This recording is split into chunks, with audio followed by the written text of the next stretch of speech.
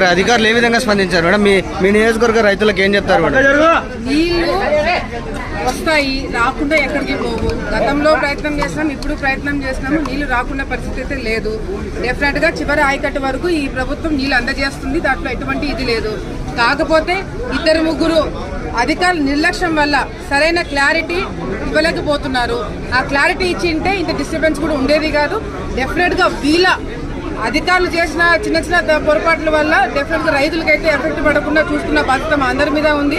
చివరి ఆయకట్టు వరకు తెలుగంగ కావచ్చు, అదేవిధంగా కేసీ కెనాల్ కావచ్చు, నీళ్లు తీసుకొచ్చే బాధ్యత మేమందరం కూడా తీసుకుంటాం. ఎవరు కూడా అధైర్యపడాల్సిన అవసరం లేదని చెప్పి కూడా రైతులందరూ కూడా మేము తెలియజేసుకుంటాం.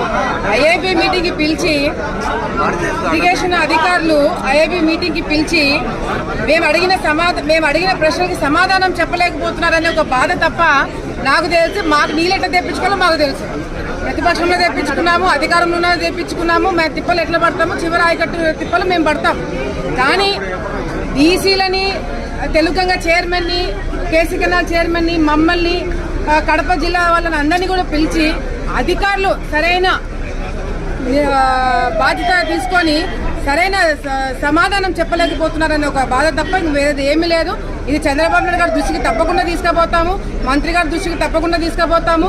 చివరి ఆయకట్టు వరకు అధికారులు సహకరిస్తున్నారు, సహకరించట్లేదు అనట్లేదు.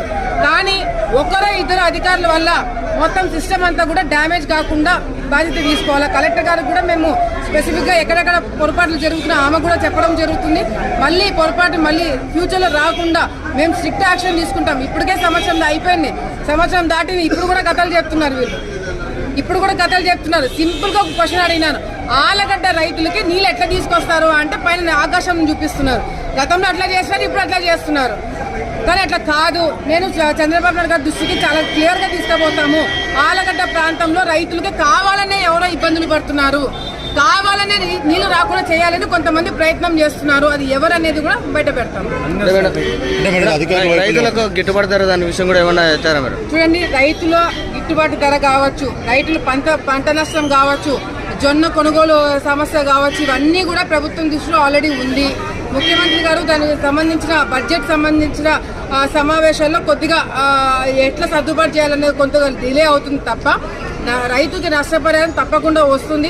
ఈ గిట్టుబాటు ధర అదేవిధంగా ఏదైతే కొనుగోలు ఉందో అది తొందరలోనే నిర్ణయం తీసుకొని ప్రజలందరూ కూడా తెలియజేయడం జరుగుతుంది. ఎవరంటారు మేడం మీ నియోజకవర్గం పైన కక్ష కట్టి లేదా నీళ్లు రాకుండా చేయడం కానీ నిధులు రాకుండా చేయడానికి ఏమైనా మీ పార్టీలోనే ఎవరైనా చేస్తున్నారంటారా?